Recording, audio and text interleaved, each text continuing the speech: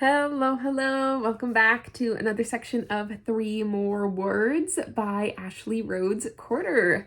Great to be back reading with you guys.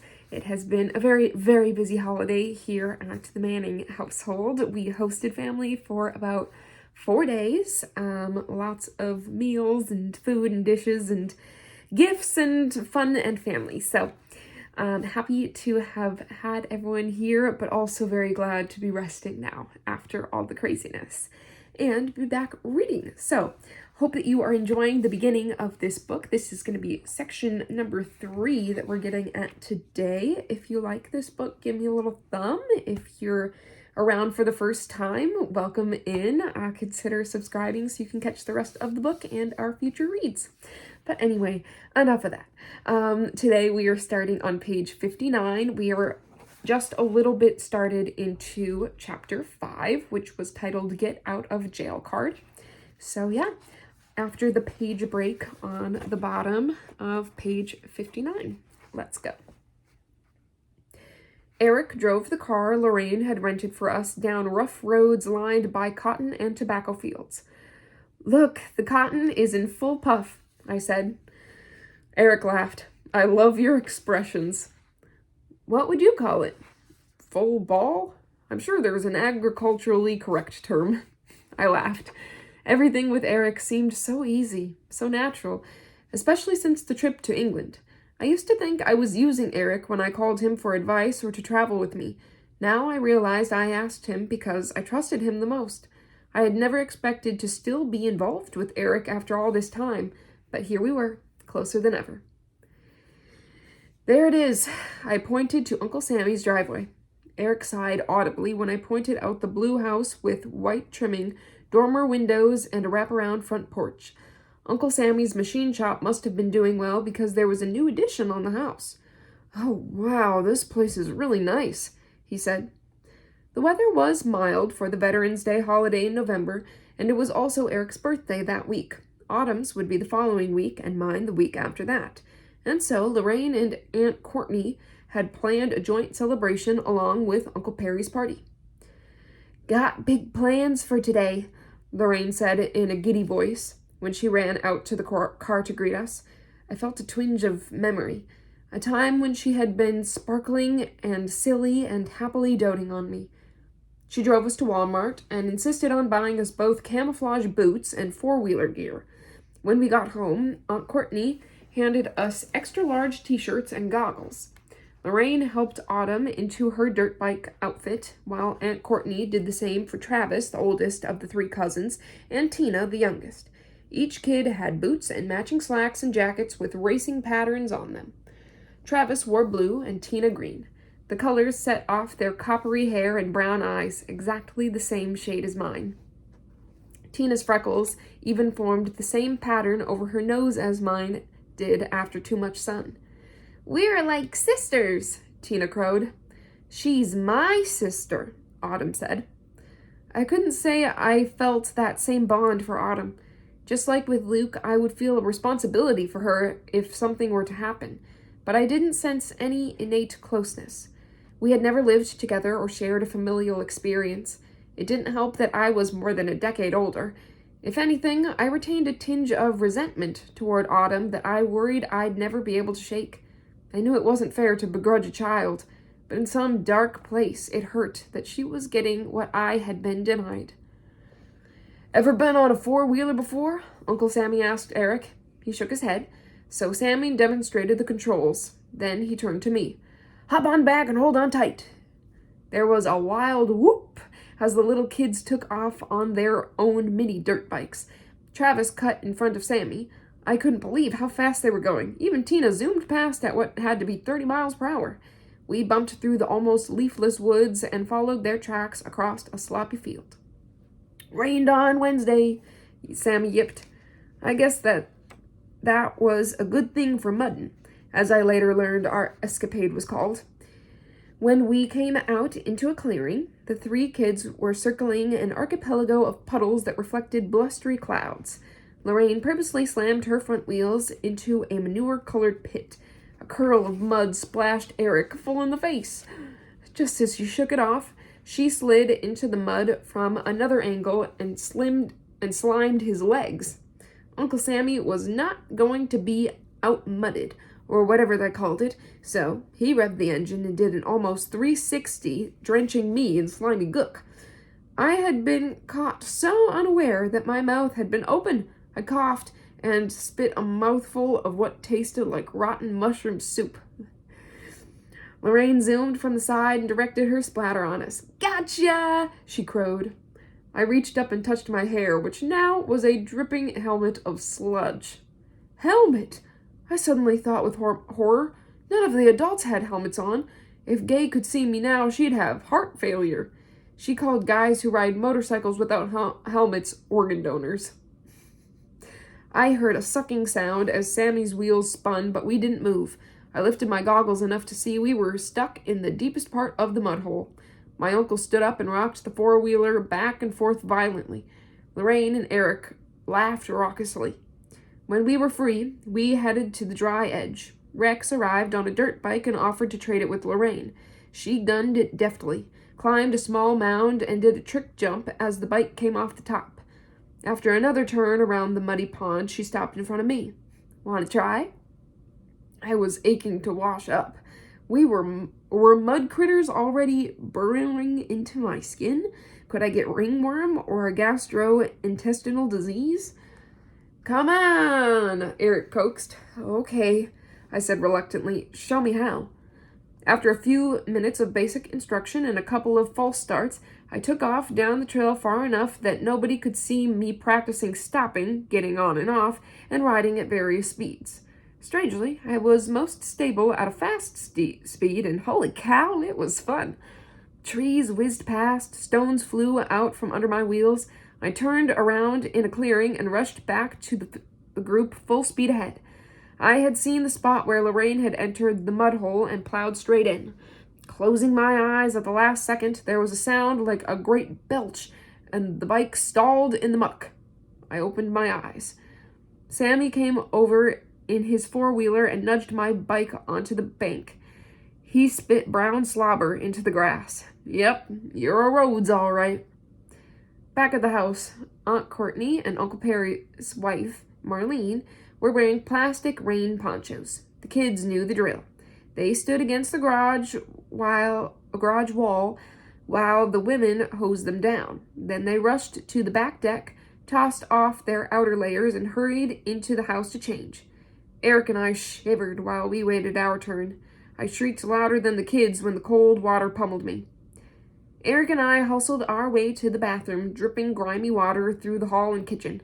Once in the shower, I tilted my head to rinse my ears, then shook my head like a dog to clear them.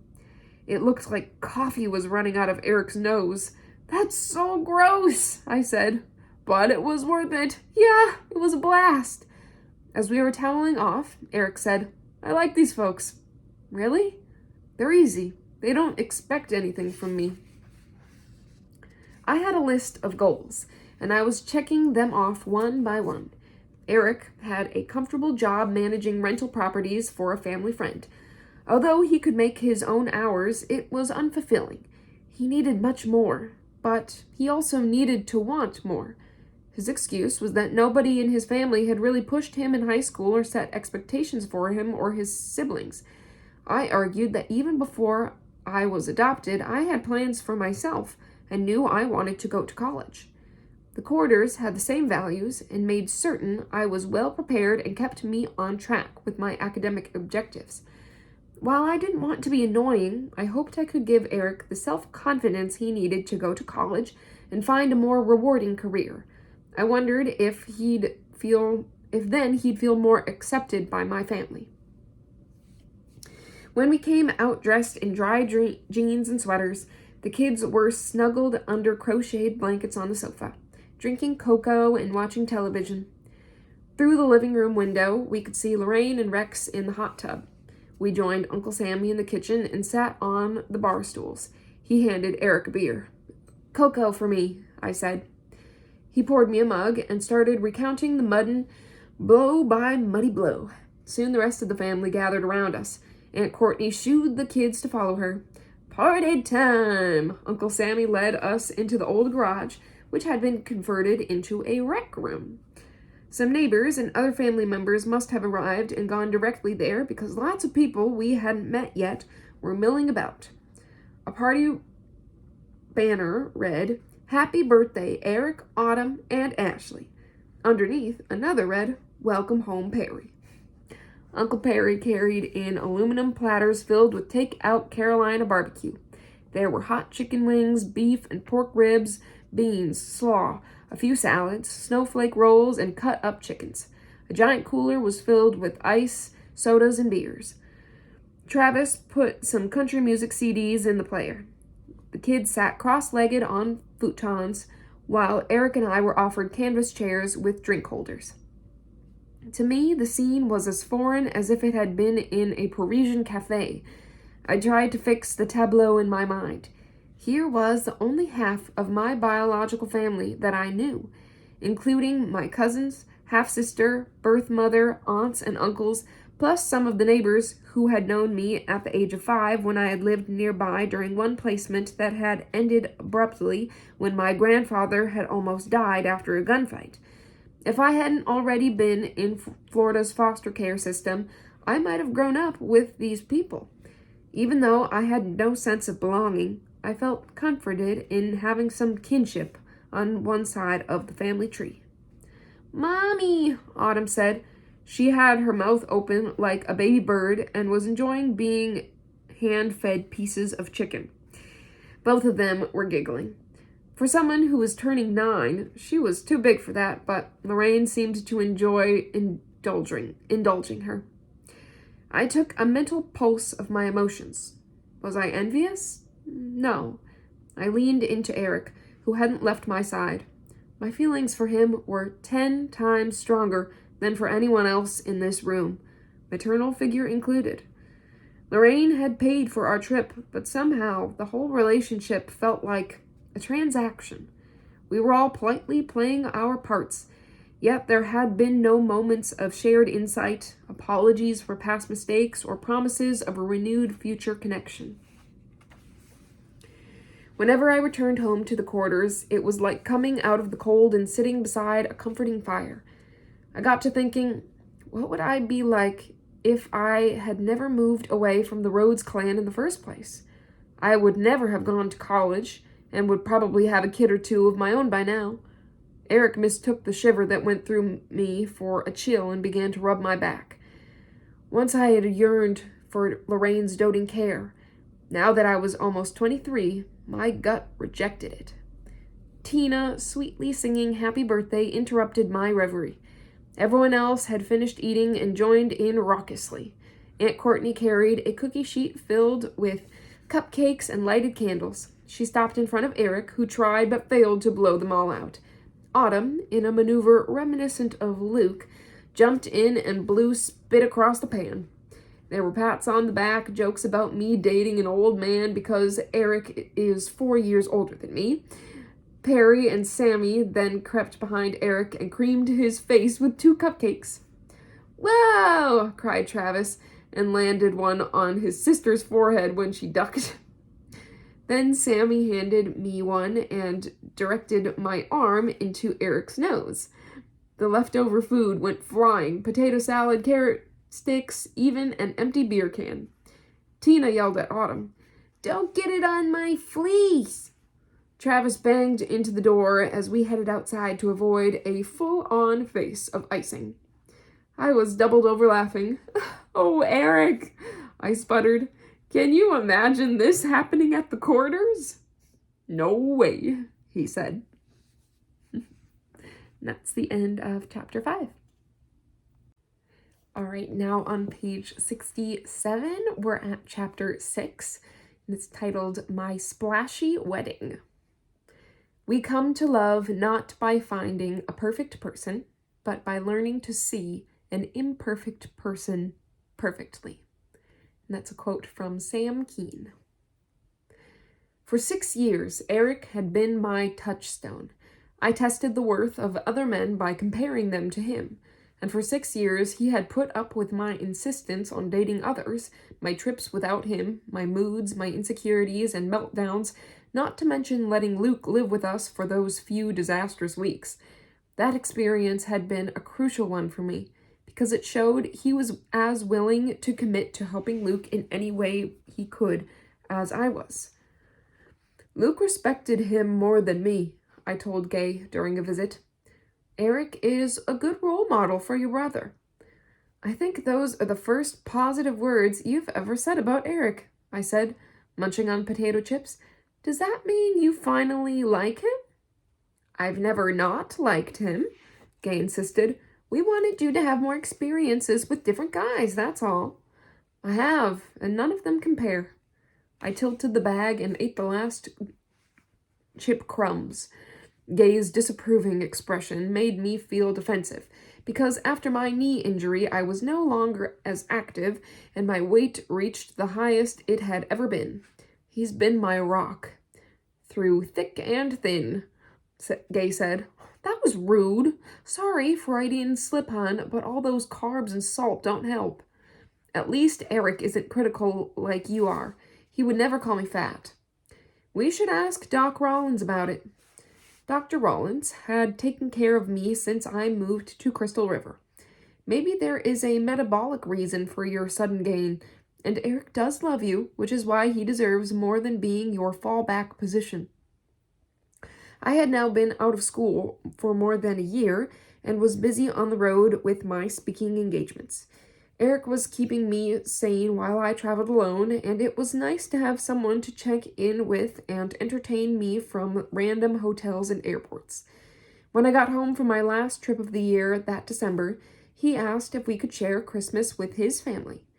I know you like to be with the Quarters on Christmas morning, so I was thinking we could stay over Christmas Eve and then come back to St. Pete and have dinner with my parents.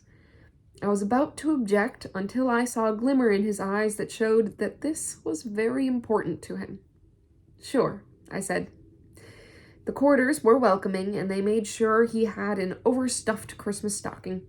It was almost lunchtime by the time Eric handed me the final present of the day, a huge blue box with golden ribbons. It nested 6 more boxes, each one smaller and smaller. I should have caught on, but I was too busy with the tiny ribbons and distracted by the loud holiday music blaring on the stereo. As I approached the smallest box, Eric dropped to one knee and the family fell silent. Josh muted the stereo with the remote, causing Eric's voice to fall to a raspy whisper as he asked me to marry him. After the initial shock, I jokingly said, I guess so. Everyone laughed knowingly. These were the same 3 little words I'd used to approve my adoption, and we all knew how that turned out. Finding a husband hadn't been on my to-do list. I loved Eric's company and how secure he made me feel, but was this the man I wanted to spend the rest of my life with? Just as I had tried to imagine how my adoption might fail, I thought of all the ways a marriage would crumble. Most of all, I wondered if I was worth loving forever. I looked around to see my whole family smiling and nodding. My brothers and father each gave Eric a bear hug. I had no way of knowing what my future with Eric might hold, but in that moment, I felt loved on every level. When? Asked Gay a few hours later, looking at a calendar on her computer. I glanced at Eric. As soon as possible, he said giddily. I'm totally booked in April because it's National Child Abuse Prevention Month, I said. Julia and I are filming in Ethiopia in June and then are spending a month with her family in Rome, Josh said. We have trips in May and October, Phil chimed in. September won't work for me, Blake said. Anyone have a problem with March? Gay asked. That's less than 3 months, I exclaimed. We arranged ours in 6 weeks, Phil said. What sort of wedding do you have in mind? It would be nice to do something unusual that everyone would enjoy, I ventured.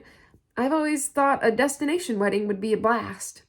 You want the whole family on your honeymoon? Blake chortled. Gay looked up from her computer. A cruise would be a very reasonable option. Let's see if we can find a date that works. Do you think we should invite any of my birth family? I asked my parents. Do you want them there? Gay asked evenly. Wouldn't Tina be an adorable flower girl? I said to Eric. And there's Autumn, of course, Gay said. She and Lorraine would be a package deal, Phil said in a tense tone. She's been stable lately. I think Rex has been good for her. Gay waited a beat. It's a very large ship. Lorraine was thrilled to be included and offered to help out with the rehearsal dinner financially. The Quarters were surprised but didn't object. Gay emailed Ed for his new address. He wrote back that Luke was going through an angry phase and couldn't be trusted not to make a scene. With a heavy heart, because once again my dream of including my brother in my life had been dashed, I decided not to take any chances, never expecting that someone else would misbehave on board. Ooh, someone else. Eric and I decided to get married on a cruise ship sailing from Tampa to Cozumel. About 100 guests would embark for the ceremony and luncheon. Then those who were not sailing with us would leave the ship, but 60 friends and family members were able to stay on for the 4-day cruise. The night before the wedding, we had a rehearsal dinner that included some people who couldn't attend the actual wedding. Right away, I noticed that Lorraine seemed rattled, although I assumed being surrounded by so many Quarters and strangers had to be stressful. There were some awkward moments when I introduced her to the other guests as Lorraine without explaining our relationship. Some already knew, but more remote friends did not need to be clued in. The next day, our guests arrived at the pier. Everyone was squinting in the bright morning sun. I ducked into the terminal to protect my upswept hairdo from the brisk wind. Lorraine came up to me and opened her coat. I don't think I wore the right dress. You look perfect. Her long champagne gown was simple and classy. I'm so nervous. Me too. I never had a big wedding like this. Neither have I. I laughed, but she did not get the joke. My sister gave me a pill to calm me down. I hope I don't keel over. Uncle Sammy, Aunt Courtney, and their children greeted me. Thank you so much for having us, Aunt Courtney said. Lorraine's sister, Leanne, walked over and introduced me to 2 people who had been anxious to come, but who I didn't remember. Clara had been my babysitter when my mother worked when I was a baby, and I had lived with Marcy after Luke was born prematurely. We've always cared about you, Marcy said in a timid voice. You look gorgeous, Clara added. Altogether, there were 10 people representing my birth family and their friends. It felt odd to have people I did not remember at my wedding, but even more peculiar to have family that were strangers, too. I backed away to greet some of the other guests gathering in the embarkation area. Loving people from my past, including Mary Miller, my guardian at Lytton, and Miss Sadness, and Mr. Todd from the children's home, my literary agent, Joelle Del Borgo, made the trip from New York along with several of Gay's cousins. Her sister's whole family had come from Maryland, and friends of the Quarters had traveled from France. This was really going to happen. If I was nervous on my wedding day, Phil was even shakier. From the moment he saw me in my gown, his eyes filled with tears. Never expected to be walking a daughter down the aisle. He swallowed after the last words. Don't you dare cry, I warned, or you'll set me off. We were standing in the hallway leading to the candlelight lounge in the aft of the ship. Phil wiped his brow. I'm a bit rocky. Think of something silly. Oh, honey. His voice broke. Think of puppy farts. I laughed so hard, I almost burst my back zipper. Then the processional music started. Eric's father, Rob, led his mother down the aisle. Josh and Blake escorted Gay to her seat in the front row. Uncle Sammy walked Lorraine to one beside Gay. Next came my flower girls, Tina and Autumn wearing matching white dresses. Their curls were tied back with white ribbons. Eric's friend Brenda wore a tux and stood with the groomsmen, while my friend Erin was in my bridal party and wore a teal cummerbund that matched my bridesmaids' dresses. I was overwhelmed with happiness that I was in a room full of people from both my present and past. For better or worse, each person had impacted my life in a powerful way. Then I looked at Eric and realized that he was standing there, ready to help carry my heavy baggage and create new memories. The ship shifted slightly, just enough to remind us we were not on solid ground. I held on to Phil's arm.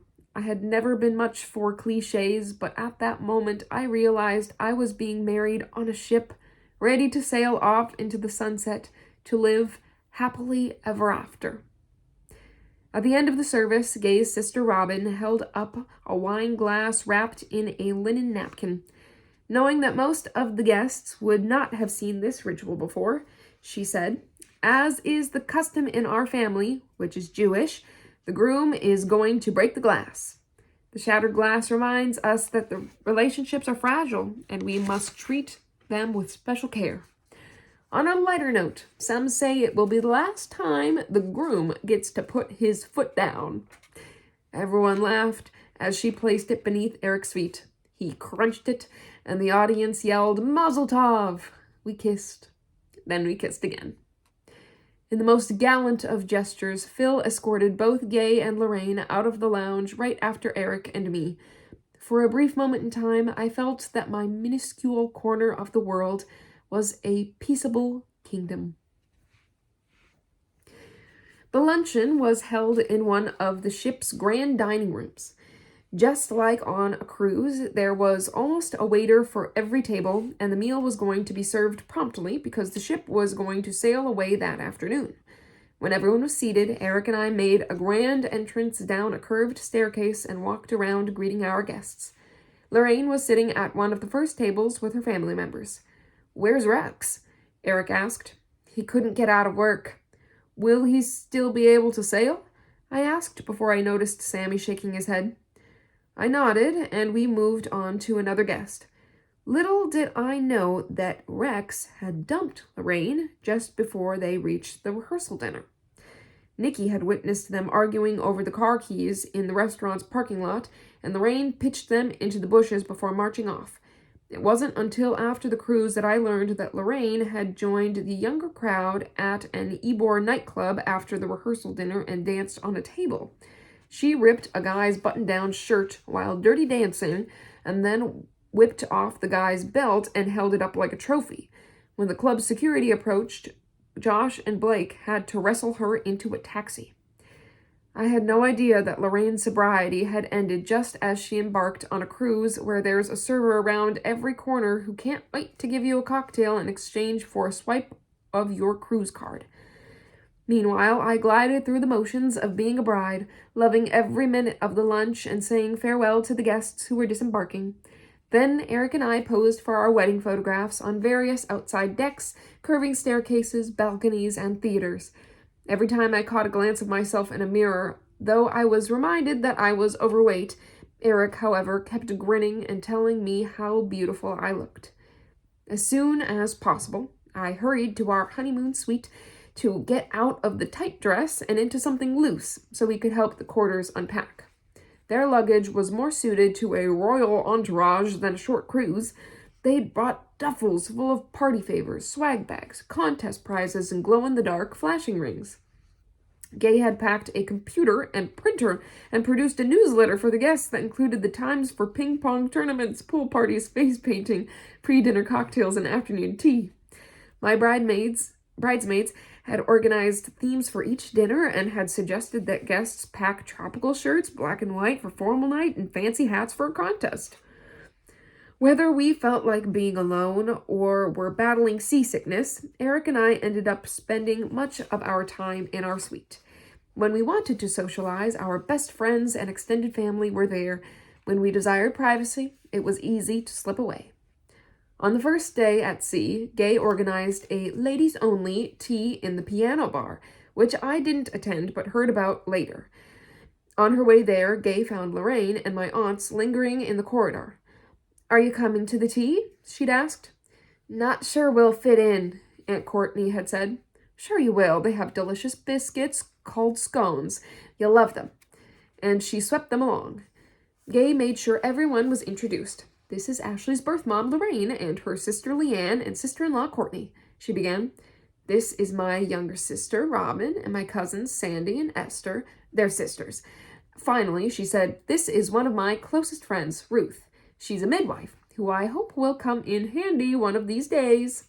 Everyone laughed. After the tea was served, Lorraine said, You want to hear something crazy? Ashley was married on the 25th anniversary of my mother's death. That must be hard for you, Aunt Robin said with sympathy. Yeah, but that's not the weird part. See, I think I conceived Ashley that night, and so it's like she got married on the date she was made. Supposedly, her remark silenced the chatter. Ruth, the midwife, fumbled in her handbag and pulled out a wheel. That means Ashley was born around November 20th? The 22nd, Gay and Lorraine replied in unison. Lorraine rambled on with some inappropriate speculation about my paternity, while the quarter side of the party gulped their tea in silence. The next day, Gay's cousin Sandy said to her, I can't believe that you insulted Lorraine. How? You told her that she was dressed like a hooker. Gay's jaw dropped. Did Lorraine tell you that? Sandy nodded. First of all, I never said that, and never would. Besides, her clothes have been completely proper. Well, that didn't sound like something you would say. Her cousin gave a sarcastic laugh. You know what she said next? She waited a long beat. She said, even if I was a hooker, I didn't dress like one. A short while later, Aunt Courtney confronted Gay. Was that tea party of yours some sort of a setup? In what way? Lorraine thinks it was a trap to get her DNA. Gay, who wears hearing aids, thought she missed something. I don't understand. Courtney sighed. Lorraine thinks that you persuaded us to attend the tea to get some of her hair for DNA. Courtney, you're a nurse. Nobody doubts that Lorraine is Ashley's birth mother, which is the only thing that her DNA would prove. I know, Aunt Courtney said. Lorraine has a conspiracy theory for everything. The troubles escalated, or so I learned. The next day, Josh's feisty, I think that's a typo, Italian wife, Julia, was doing face painting poolside. Autumn and Tina asked for matching butterflies, while Travis was running round in his mustache and pirate patch shouting, Arrgh! Julia had just finished painting my bridesmaid Jill with flowers that matched her sundress. Come on, Mommy, you're next, Autumn said. Lorraine held back. I'll do it if Gay does. I'll go first if you want me to. Gay asked her daughter-in-law for birds and vine leaves. Butterflies to match Autumn's, was Lorraine's request. Oh, that's so awesome, she said when Julia showed her the painting in a mirror. I'll hate to wash it off. I'm going to wear mine to dinner, Gay announced. Lorraine looked at her dubiously. Really? Will you pinky swear? Gay laughed and offered her pinky. Eric and I went back to our suite and ordered sandwiches and didn't show up again until the meetup in the Café des Artistes lounge, where Phil was hosting pre-dinner cocktails. Gay spent the afternoon socializing with her relatives. The deck they were on was shaded, but still her cousin Esther said, Don't look now, but your bird is running. Huh? Esther pointed to her cheek. Gay touched the spot, and her fingers blotted the color. Ooh, how bad is it? Depends whether you like abstract art, Esther said. I'll get Julia to redo it before dinner, she said. When the time came, Julia and Josh weren't in their room. Phil, you have to find Julia or Lorraine will be furious. Just clean the rest off your face, Phil said. You look better without it. That's not the point. Hers probably melted too. Lorraine wasn't at the cocktail hour, but Gay walked right up to her as soon as she entered the dining room. The restaurant was alive with clinking glasses, rattling silverware, service carts, and the excited chatter of cheerful cruisers. I was sitting with my back to Lorraine's table, and with all the clatter, didn't notice the interaction. Later, I learned that before Gay got a word out, Lorraine began cursing. "You friggin' lied to me. The humidity ruined it, and I knew you were setting me up to look like a fool. I tried to find Julia, but the hell you did." "Mommy," Autumn had begged, "stop it." She put her hands over her ears and burst into tears. Aunt Courtney jumped in and hustled Autumn out of the restaurant. Josh did the same with Lorraine. Before dessert, Eric and I walked around and chatted with our guests. I asked Uncle Sammy where Lorraine and Autumn were. Lorraine took her down to the cabin because she was feeling iffy, he replied smoothly. The next day, we docked in Cozumel, Mexico, and everyone had different plans for going ashore. Our bridal party went out together. Autumn and her cousins had a beach day. Eric and I went back to the ship early and brought a snack to have on our balcony, which faced the harbor. Exhausted by all the walking in town and bartering for souvenirs, we tried to nap. Eric crashed quickly, but my mind whirled. I got up and took an icy water bottle from the mini fridge and went out on our balcony. Even though the sun was shining, it was drizzling, but the overhead balcony covered me.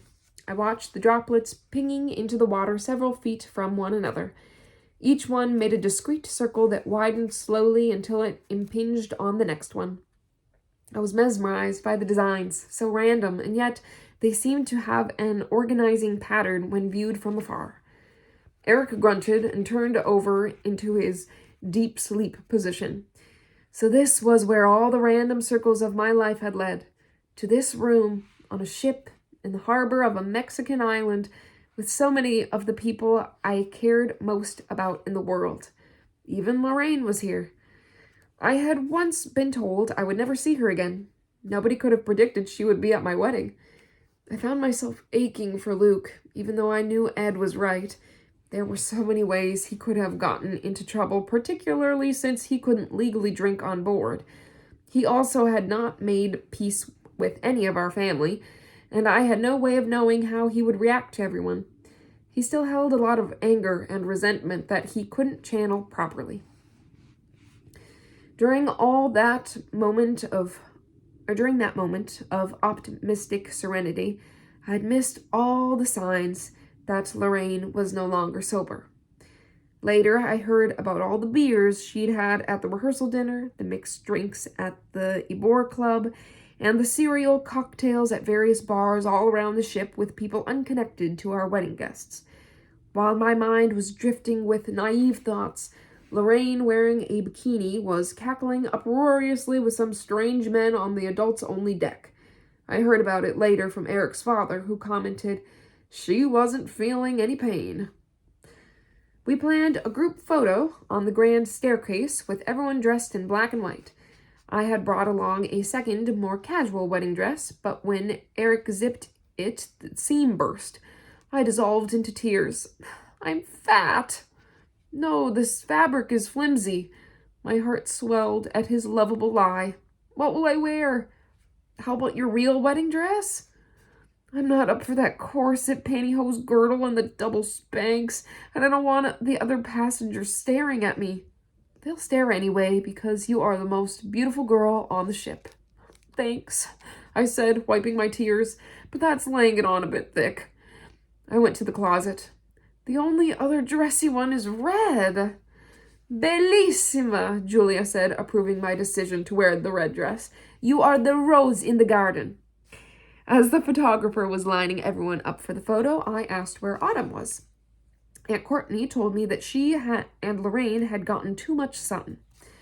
The photographer was getting impatient, so I hid my disappointment that all my guests would not be in the picture. Later, I learned that when Gay and Phil returned to their cabin after dinner that night, there was a flashing light on their phone with a message to call Uncle Sammy's cabin.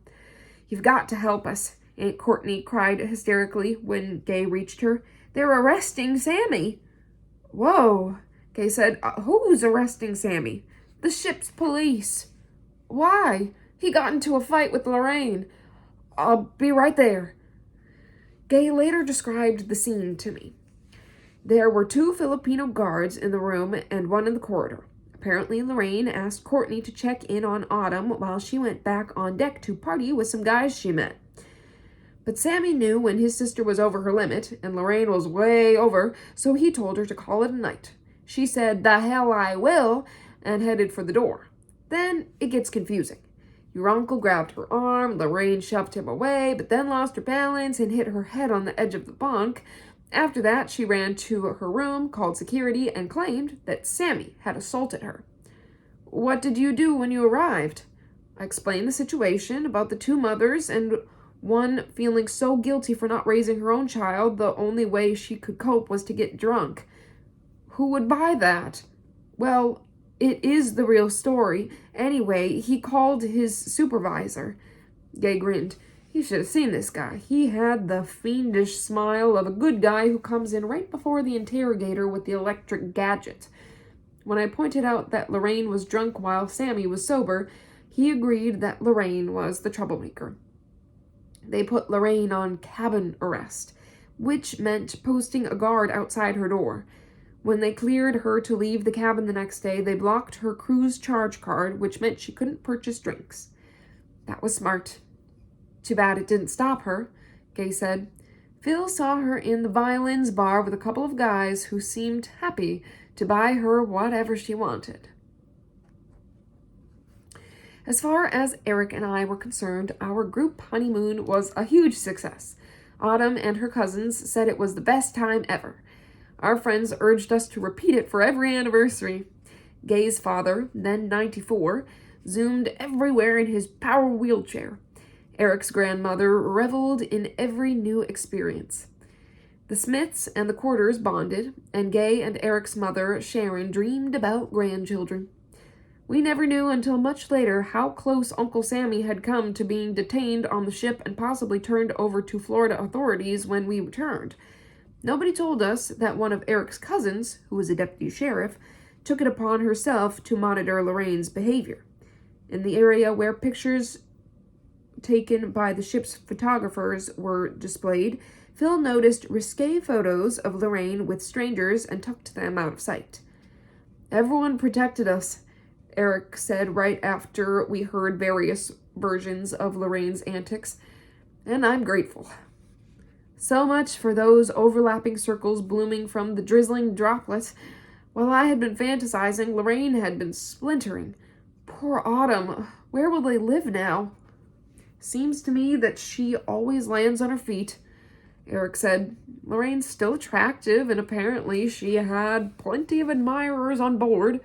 Maybe she just wanted to prove that Rex isn't the only fish in the sea."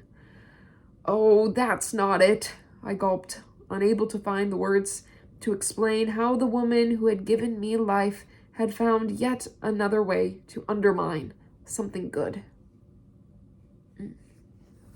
That's the end of chapter 6.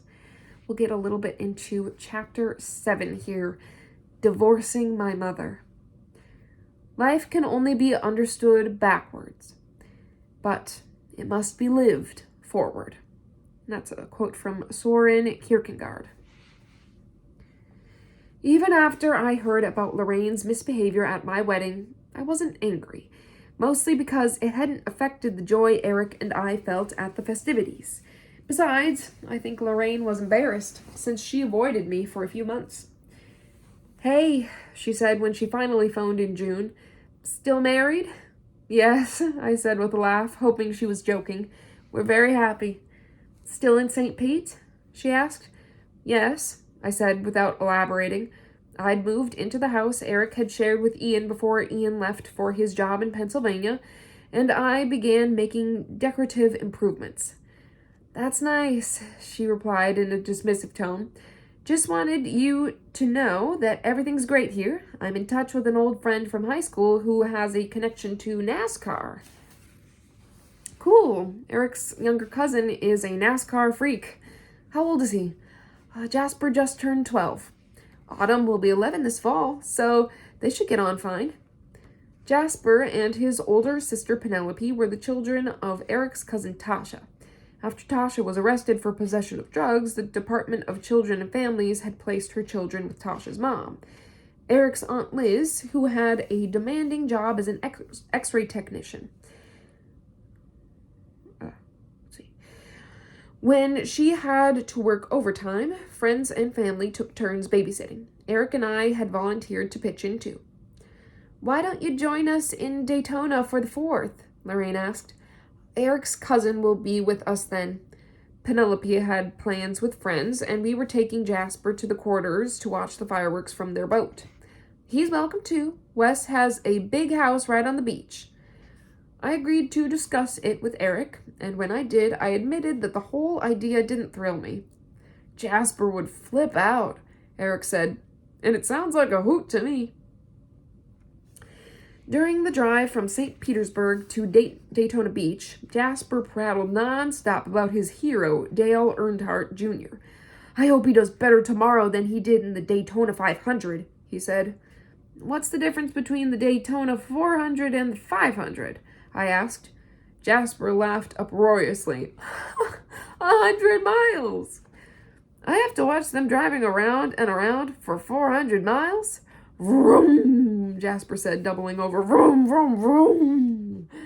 Jasper was a smart, kind, polite preteen whose mother was too lost in her own problems to care for him.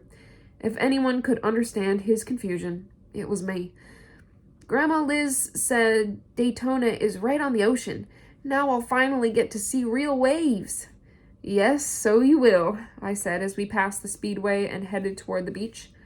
Are you sure this is the street? Eric asked. Although Lorraine had billed Wes's house as beachfront, the address was actually across a highway from the surf. I knocked tentatively on the door, half expecting to be at the wrong place, but Lorraine opened it. Autumn popped out and pulled on my arm. Come see my room. Give her a minute, Lorraine said in an exasperated voice. She introduced us to Wes, who was watching some NASCAR on the television. He raised his beer bottle in salute, but didn't get up. Okay, now you can show them their room. And yours. As soon as our bags were unpacked, we headed into the kitchen. How can I help? I asked. Lorraine handed me some cold pieces of white toast. Put those on that baking dish, then put a slice of cheese on top of each. When I was finished, she put the dish in the oven.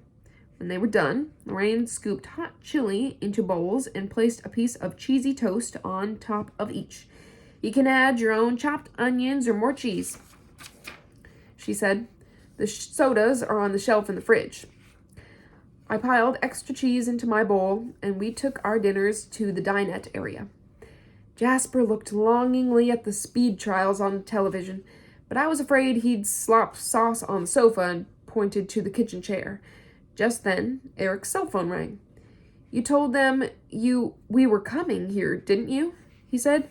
I'm sorry, Aunt Liz, but there's no way we are turning around and bringing him back tonight. It's over a 3-hour drive.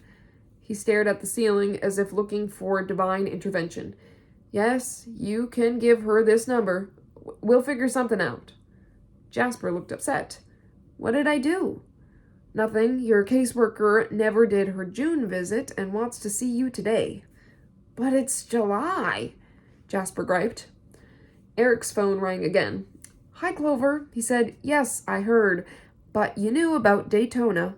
Who said we needed a court order to take him to another county? Eric rolled his eyes at me. I whispered, That's only necessary if he goes out of state. Look, Clover, we're having dinner, and tomorrow we're going to the races. There's no time to drive back and forth, but you are welcome to come here. He held the phone away from his ear as she blasted him about bogus rules and regulations. Okay, he said. You have to do what you have to do. Do I have to leave? Jasper asked. No, she's calling the local police for a child well-being check. What the hell? Lorraine screeched. They just have to verify that Jasper is okay, I said gently. What will the neighbors think? Autumn burst into tears. Everything's ruined. You guys can go to a hotel and the cops can meet you there, Lorraine said. Wes clicked off the television and strode over to the table with his hands on his hips. There isn't a hotel room available within 50 miles of here. You'd be crazy to let them come here, she argued. Wes turned to Eric.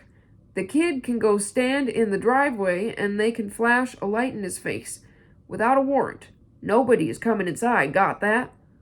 No problem, Eric said. He pushed away from the table. We'll wait outside. It could take hours, I said. We could use the fresh air, Eric said, seething. Wes poured bourbons over ice for Lorraine and himself and went back to the sofa. She joined him, and they whispered together. I started cleaning off the table, and before I was even finished, I saw a patrol car pull up in front of the house. Good thing Jasper had his school ID card with him, Eric said when they came back in the house. He turned to Jasper. Big day tomorrow. How about getting ready for bed? Sure, Jasper said, anxious to get away from our angry hosts. Wes topped off their drinks, but didn't offer us any. He held up his and Lorraine's high school yearbook and flipped through the pages. Your mom was so hot back then. Lorraine looked me in the eye and slurred. I'd be in a lot more photos, except I got pregnant with you. You ruined my life. Before I could absorb her harsh words, Jasper came out in pajama pants and a Dale Earnhardt Jr. t-shirt. See you came prepared, I said, forcing enthusiasm to cover my fury at Lorraine's stinging words. Maybe you'll get to see him in person, Eric said. I'm sure I will. Tomorrow's going to be the greatest day of my life. The race wasn't until the following evening. Lorraine was planning to work on her tan during the day, a preoccupation I never understood. What shall we do? Eric asked the kids. There's a chocolate factory on the boardwalk, and you get free samples on the tour, Autumn said. Cool, Jasper said. I want to see the candy-making machines. Unfortunately, the tour wasn't running on the holiday weekend.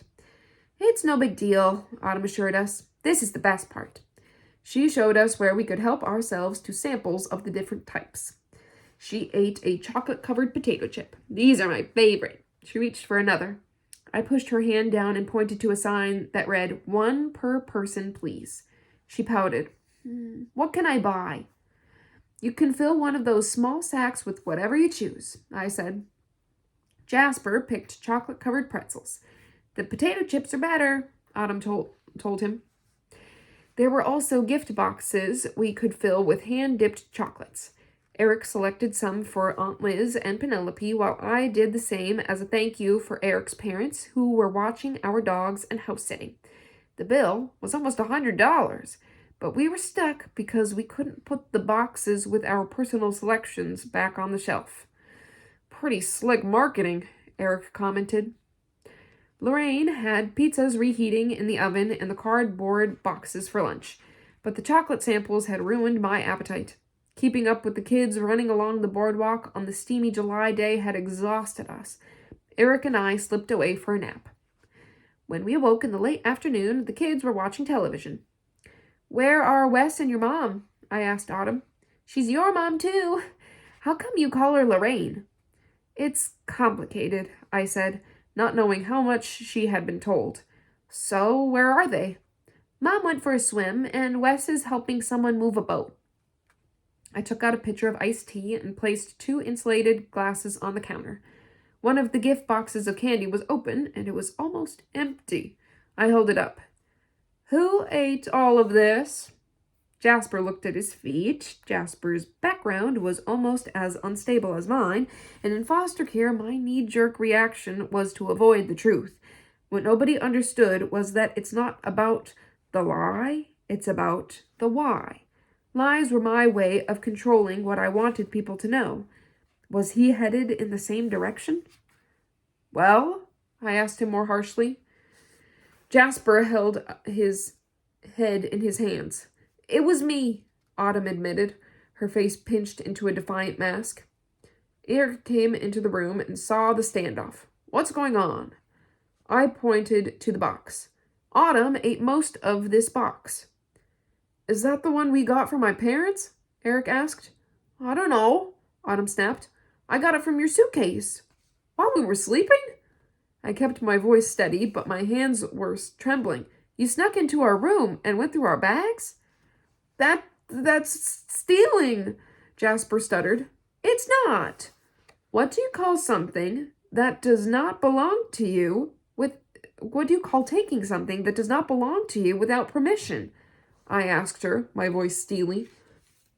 I heard the sliding door on the back deck scrunching open. What's going on? Lorraine asked, looking from Autumn to me. Her hair was wrapped in a towel like a turban. Autumn burst into tears. You're not going to blubber your way out of this one, I exclaimed. What you did was wrong and rude.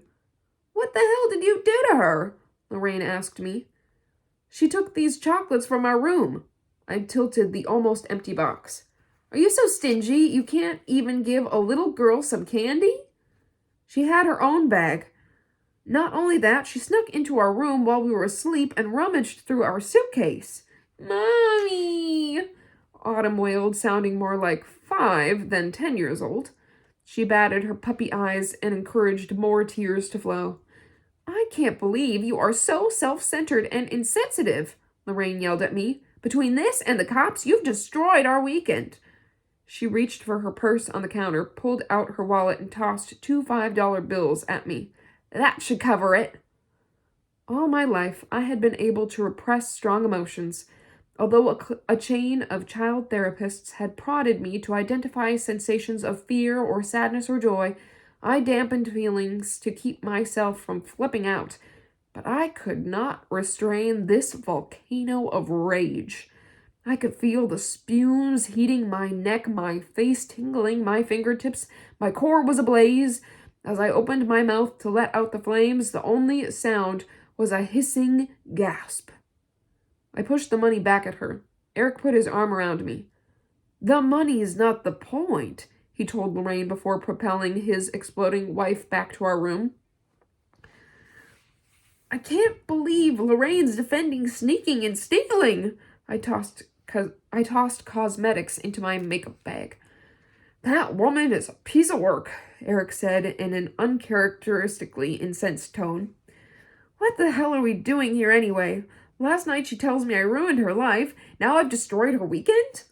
I grabbed the clothes on a chair and tossed them toward our suitcase. She's the one who never did what she promised, and now she's blaming me for her rotten life choices and excusing bratty behavior. Eric encircled me with his arms. Not your fault, he murmured. You have every reason to be upset with your... He stopped himself before saying the M word. Let's just pack up and go home. I sighed into his shoulder. He held my chin up slightly. What about Jasper? He'll be so disappointed. I just can't stand being here a second longer.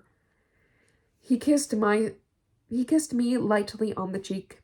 We'll be going to the races soon, and then we'll leave first thing in the morning, okay? After the cops and the drama, I couldn't let Jasper down. I sure hope he sees Dale Earnhardt or whatever. Dale Earnhardt Jr., Eric said with a chuckle, and kissed me again. And that is where we will stop for today. Oh, just breaks my heart every time these terrible interactions with her birth mother, Lorraine. So yeah, anyway, stopping there on page 94 in the middle of chapter 7. We will pick up then at the page break there next time. I hope you're enjoying 3 more words so far, and I'll catch you next time. Bye.